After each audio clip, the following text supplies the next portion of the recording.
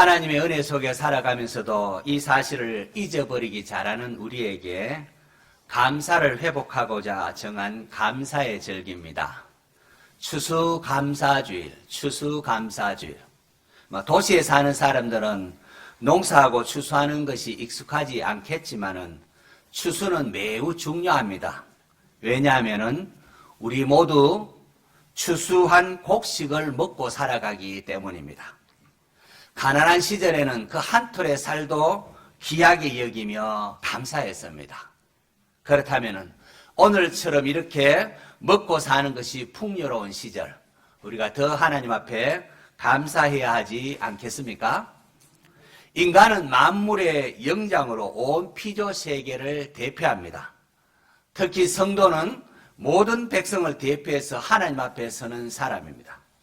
그렇기 때문에 성도는 이 세상의 모든 피조물을 대표해서 우리에게 추수를 허락하신 하나님 앞에 감사하는, 모든 피조물을 먹이시는 하나님 앞에 감사해야 하는 것입니다. 하나님은 창조주십니다. 공중나는 새를 보고 들에 핀 꽃들을 보십시오. 하나님께서 입히시고 먹이시는 이 은혜가 이 자연계에 가득하다는 것을 볼 수가 있습니다. 날마다 우리가 숨쉬고 살아가는 이 순간순간 자체가 하나님의 은혜입니다. 우리에게 햇빛 주시고 공기 주시고 마실 수 있는 물을 주신 하나님 앞에 감사해야 하겠습니다. 하나님께서는 하나님의 백성들이 감사하기를 원하십니다. 하나님이 가장 기뻐 받으시는 것은 다른 어떤 것이 아니라 값비싼 황소드림보다도 감사의 제사라고 했습니다. 우리가 하나님 앞에 무엇을 드린다 하지만은 사실은 이 모든 것이 주인이 하나님이십니다. 그렇기에 우리가 하나님 앞에 드릴 수 있는 것은 감사의 마음입니다. 성경은 감사로 제사를 드리는 자가 나를 영화롭게 한다, 그렇게 말하고 있습니다.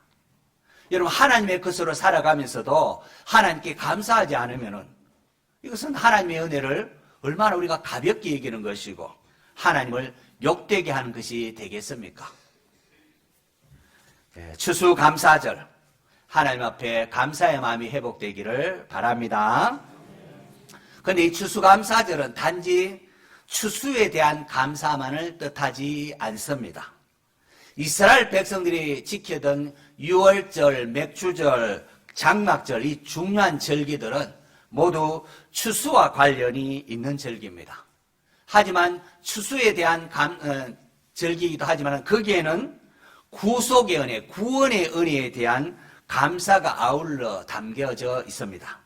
신명기 26장에 보면은 모세가 출애굽 2세대들에게 당부하기를, 여러분들이 가나안에 들어가서 거기 거하게 될 때에 하나님께서 내게 주신 토지소산의 만물을 거둔 후에, 그 곡식을 거둔 후에 첫 번째, 그것을 취하여 하나님 정하신 곳에 가져가서 이렇게 고백하라 하면서 그들이 고백하도록 한 내용이 이겁니다.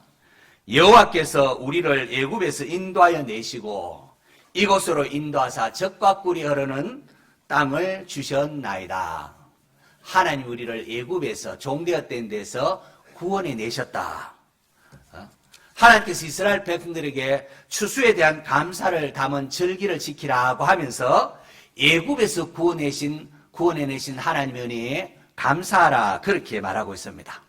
이 구약의 출애굽 사건, 이것은 신약의 구원을 예표하는 것이기 때문에 오늘 우리 교회가 추수감사주일에 또 학교, 학습, 입교, 또 유아세례 함께 하는 것, 하나님의 은혜를 생각하는 것이기에 뜻이 있다 생각을 합니다. 자, 이 시간 우리 함께 날 구원하신 주 감사, 우리 하나님 앞에 감사의 찬양을 함께 부르겠습니다. 우리 두 손 들고 부를 수 있으면 좋겠는데. 날 구원하신 주 감사, 모든 것 주심 감사, 지난 추억이 내 감사, 주 내 곁에 계시네. 향기로운 봄철의 감사, 외로운 오늘날 감사 사라진 눈물도 감사 나의 영혼 평안에 응답하신 기도 감사 거절하신 것 감사 온 풍랑 감사 모든 것 채우시네 아픔과 기쁨도 감사 절망 중 위로 감사 청량 못할 은혜 감사 거신 사랑 감사해 길가에 장 믿고 감사 장 믿고 가시 감사 따스한 가정 희망 주신 것 감사 기쁨과 슬픔도 감사 하늘 평안을 감사 내일의 희망을 감사 영원토록 감사해. 손 내리십시오. 예수님께서 하늘로부터 오는 표적을 구하는 바리새인과 사두개인들을 향하여 악하고 음란한 세대가 표적을 구하나 요나의 표적 밖에는 보여줄 것이 없느니라 라고 말씀하셨습니다. 오늘 본문이 있는 마태복음 16장 1절에서 4절 여러분 사실 생략해도 생략해둔 것이 오히려 더 자연스러워 보입니다.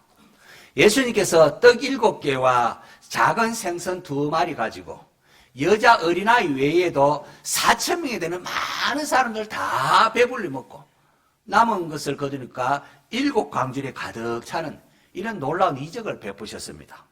그리고는 마태복음 여러분 15장 39절을 보십시오. 예수께서 무리를 흩어 보내시고 배에 오르사 마가단 지경으로 가시니라 라고 했습니다.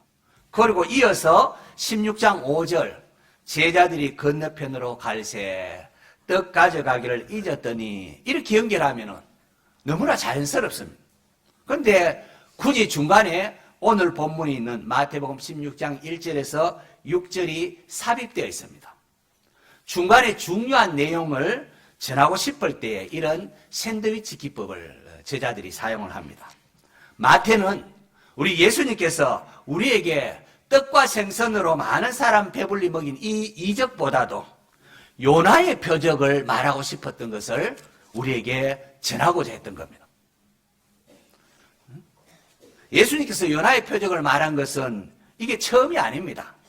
마태복음 앞서 12장 38절 이하에도 보면은 서기관과 바리새인 몇 사람이 예수님께 표적을 보여주십시오 그렇게 할 때에도 선지자 요나의 표적밖에는 보일 표적이 없느니라 말씀하셨습니다.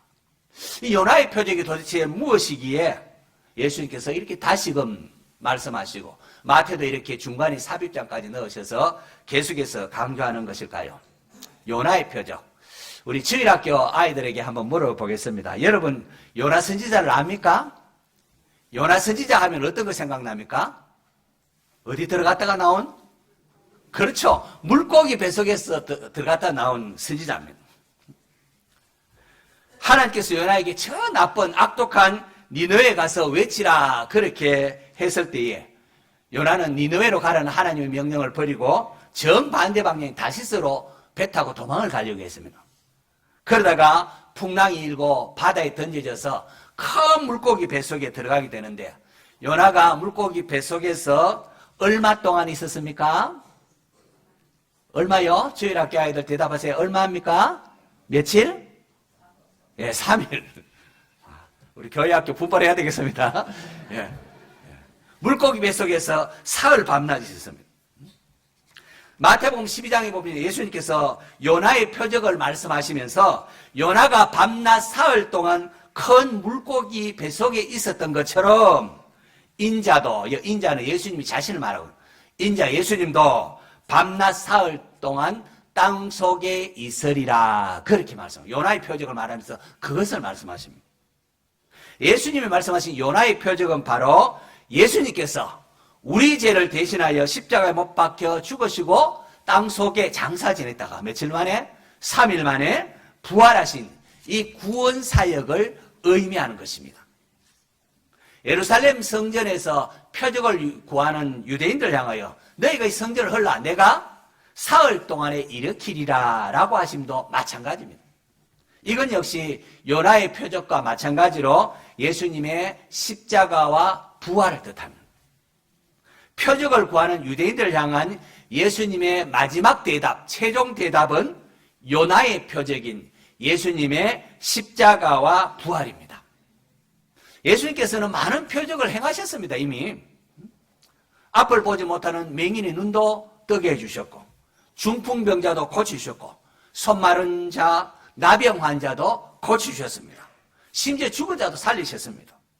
바다 위를 걸어가기도 했고 텅 빈 두 배를 물고기 가득 잡히는 이적도 베푸셨고 풍랑도 잠잠케 하셨고 물로 포도주도 만드셨고 귀신도 쫓아내셨고 오병이어로 5,000명이 넘는 많은 사람을 배불리 먹이셨고 7병 이삼으로 4,000명이 넘는 사람도 배불리 먹이셨고 이 많은 이적을 행하셨습니다. 그런데 이 많은 표적을 보여주신 예수님께서 요나의 표적 밖에는 보여줄 것이 없다라고 한 게 무슨 뜻이겠습니까? 요나의 표적이야말로 예수님께서 보여주고자 했던 최고의 표적이라는 겁니다. 그 나머지 모든 표적, 사실은 요나의 표적들을 바라보게 한 겁니다. 하나님은 사랑이십니다. 믿습니까? 하나님은 사랑이에요. 은혜와 사랑이 풍성한 하나님은 사랑 그 자체이십니다. 그 하나님의 사랑을 보여준 최고의 사건이 십자가 사건입니다. 사도 바울이 우리가 아직 죄인 되었을 때에 그리스도께서 우리를 위하여 죽으심으로 하나님께서 우리에 대한 자기의 사랑을 확정하셨느니라. 아주 막 쾅쾅 도장을 찍었다. 더 이상 물을 필요도 없다. 하나님 우리를 사랑하느냐? 자기의 독생자를 우리를 위하여 죽으심으로 하나님께서 우리에 대한 자기 사랑을 확정하셨다 말하고 있습니다. 우리는 이 땅 살아나가면서 이 땅이 부조리함이 많지 않습니까? 끊임없이 하나님 앞에 질문을 하고 문제를 제기합니다. 하나님, 왜 나에게 이런 일이 생깁니까? 왜 우리 가정에 이런 아픔이 있습니까? 하나님 나를 사랑하는 시 맞기는 합니까? 하나님이 사랑이라면 어떻게 이런 일이 나에게 일어난단 말입니까? 하소연을 하고 불평을 하고 또 갈등을 하고 의심을 합니다. 그런데 이런 모든 논란과 갈등을 잠재우는 것이 바로 요나의 표적인 예수님의 십자가와 부활 사건입니다. 자기 아들을 죄인 우리를 위하여 내어놓으신 하나님의 사랑 앞에 하나님 정말 나 사랑합니까? 나 어렵게 하는 게 사랑합니까? 이거는 말이 되지 않는 것입니다. 예수님의 십자가와 부활 앞에 내 삶의 모든 불평과 원망은 잠잠할 수밖에 없습니다. 요나의 표적인 예수님의 십자가와 부활, 바로 이것이 우리로 하여금 그리스도인 되게 하고 하나님을 사랑하고 하나님을 예배하게 하는 이유입니다. 바로 여기서 알곡과 죽정이가 나뉘어집니다. 사람들은 이 땅의 떡에 관심이 늘 있습니다. 제자들조차도 예수님께서 바리새인과 사두개인의 누룩을 주의하라 하니까 어이쿠 우리가 떡을 가지고 오지 않아서 주님 그런 말씀하는 모이다. 이렇게 오늘 본문이 오해하는 것을 볼 수가 있습니다. 요한복음에 따르면은 오병이어로 15,000명이 넘는 사람을 배불리 먹이신 이적을 경험한 사람들, 너도 나도 예수님께 나와서 예수님께 막 몰려들었습니다. 예수를 왕으로 세우려고 했습니다. 그때 예수님께서 너희가 나를 찾는 것은 표적을 본 까닭이 아니고 그걸 통해 내가 말하고자 하는 그 요나의 표적이 그 표적을 본 것이 아니라 단지 떡을 먹고 배부른 까닭에 나를 지금 찾는 것이다. 썩을 양식을 위하여 일하지 말고 영생하도록 있는 양식을 위하여 하라. 이 양식은 인자가 주린 인자. 예수님이 너에게 주리니 인자는 아버지께 인치신 자니라고 했습니다. 예수님은 썩을 양식과 영생하도록 있는 양식을 대조시키면서 자신이 주고자 하는 것은 썩을 양식이 아닌 영생하도록 있는 양식이라고 하셨습니다. 오병이어로 또 또 7병 이상으로 많은 사람 배불리 먹이셨는데 단지 그거 먹고 또 다시 배고픈 그것을 주려고 하는 게 아니고 궁극적으로는 영생하도록 나를 믿는 자에게 영생을 주려고 합니다. 그 말씀입니다. 예수님이 아주 노골적으로 나는 하늘로부터 내려온 살아있는 떡이니 사람이 이 떡을 먹으면 나를 먹으면 영생하리라. 내가 줄 떡은 세상의 생명을 위한 내 살이니라. 우리가 다음 주 성찬식 할 때에 떡과 포도주를 나눠주지 않습니까? 그 떡은 우리를 위하여 십자가에서 몸이 찢기신 주님의 몸을 기념하는 겁니다. 예수님께서 우리에게 영생을 주기 위하여 십자가에 자기 몸을 찢기시고 피 흘려 주셨다는 겁니다. 성도 여러분, 예수님께서 나는 하늘로서 내려온 살아있는 떡이니 사람이 이 떡을 먹으면 영생하리라. 내가 줄 떡은 그 세상의 생명을 위한 내 살인이라 했는데 우리는 이것이 무엇을 뜻하는지 우리는 압니다.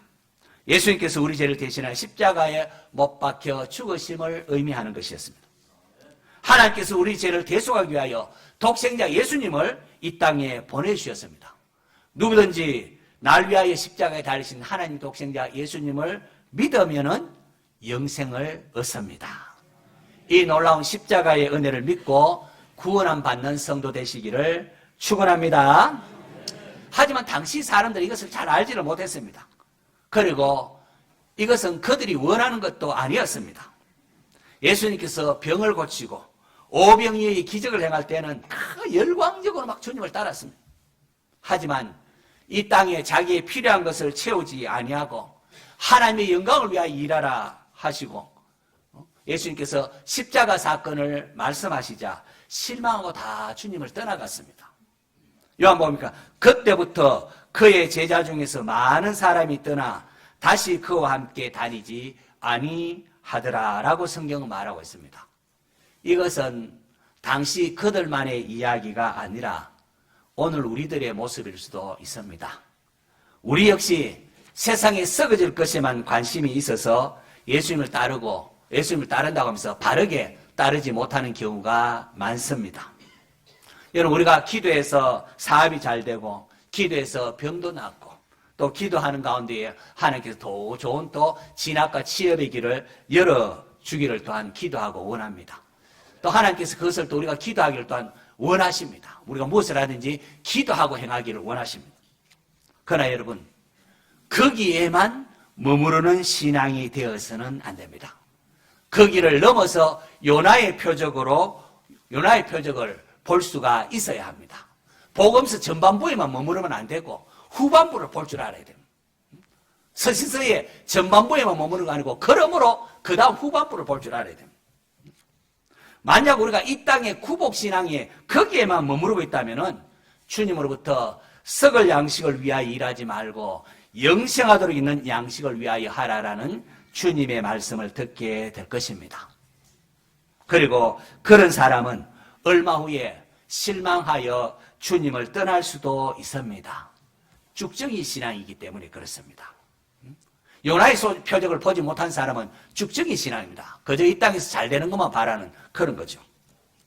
죽정이 신앙은 하나님이 아닌 자신이 주인 행시하는 겁니다. 하나님도 내 필요를 채워줄 때나 필요한 존재로 여깁니다. 그래서 기도도 내 욕심을 따라 기도하고 만약에 그 기도가 응답되지 않으면 하나님이 어디 있느냐 기도해봐도 소용없지 않느냐 그런 식이 되고 마는 겁니다. 알곡신앙은 요나의 표적을 보는 겁니다. 개인과 가정에 문제가 생기고 어려움이 있으면 우리가 하나님의 사랑이 정말 하나님 사랑하면 어떻게 이럴 수가 있냐 확신이 흔들리고 불평과 원망에 빠질 수가 있습니다. 저 같은 경우에 심지어 내가 구원받은 좀 흔들릴 경우가 있어서 이럴 때 우리에게 필요한 것은 요나의 표적을 보여주신 예수님을 믿음의 눈으로 바라보는 겁니다. 날 위해 십자가에서 피 흘리시고 사흘 만에 부활하신 주님의 은혜를 믿는다면 내가 그 사실을 믿는다면 우리는 하나님의 사랑을 의심할 필요가 없습니다. 지금의 상황 우리가 이해되지 않아도 십자가 그 사건만 바라보면 하나님 나를 사랑한다는 것은 분명해지는 것 아니겠습니까? 내 삶이 어떠하더라도 우리를 향한 하나님의 사랑에서 끊어놓을 수 없다는 것을 깨닫게 됩니다. 오늘 학습, 입교, 세례식은 다름 아닌 요나의 표적을 보이신 예수님을 나의 주인으로, 나의 구주로 영접하는 그런 예식입니다. 추수감사주일입니다. 한 해 동안 우리에게 베푸신 하나님의 은혜에 감사하고, 또 이 땅의 삶만 생각한다면 또 어떤 분은 별로 감사하지 않을지도 모르겠습니다. 하지만 우리의 삶에 구속의 은혜에 대한 감사가 결부되면 모든 게 달리 보입니다. 십자가의 한량없는 사랑과 은혜를 깨닫게 되면 우리의 이 땅의 삶은 어떠하든지 간에 하나님 앞에 감사하게 될 것입니다. 죄인인 나를 구원해 주신 하나님 앞에 감사하게 되는 겁니다. 오늘 우리의 문제는 썩어질 양식만을 구하는 신앙에 거기에만 머물고자 한다는 겁니다. 그래서 이 땅에서의 물질의 문제, 질병의 문제 등 이런 문제 해결받는 데에만 머무르고 나아가서 하나님 나라를 위하여 일하려고는 하지 않는 것입니다. 날 구원하신 하나님을 깨달으시면 그 다음에는 하나님 사랑을 의심할 필요도 없이 하나님의 영광을 위해 하나님 나라를 위해 나아가야 하는 겁니다. 요나의 표적을 맛본 성도는 그렇게 살아서는 안 됩니다. 썩어질 양식이 아닌 영생하도록 있는 양식을 위하여 일하는 성도가 되어야 합니다. 그것은 하나님께서 보내신 독생자 예수님을 나의 주인으로, 나의 구주로 인정하고 하나님의 영광을 위하여 사는 것입니다. 하나님 사랑, 이웃 사랑을 실천하는 겁니다. 오늘 예배에 참석하는 우리 모두에게 예수님께서 보이신 이 요나의 표적인 십자가와 부활을 바라보면서 감사할 수 있기를 바랍니다. 그래서 우리의 삶이 어떠하든지 간에 감사하면서 하나님의 영광을 위해 살아가는 복된 성도 되시기를 축원합니다.